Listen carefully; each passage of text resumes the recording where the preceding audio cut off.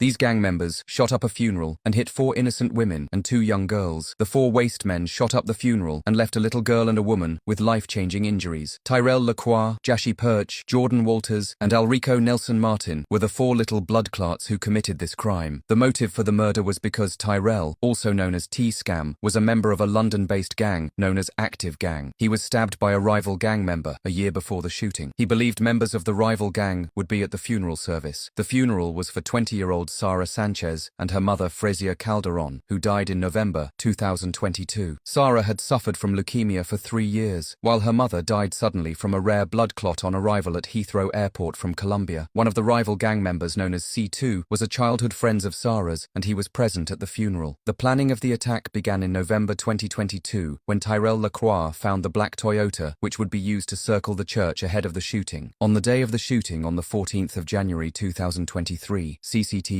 footage showed Jordan Walters, Tyrell Lacroix, and Jashi Perch in the car before the shooting. Alrico Nelson Martin supplied the sawn-off shotgun to the clowns who were in the vehicle at the time of the shooting. The shooting was caught on camera. The car rolled up to the church as the mourners had turned to look at doves being released from the church steps as the gunshots rang out. One of the idiots in the car fired into the crowd and hit 4 innocent women and 2 young girls.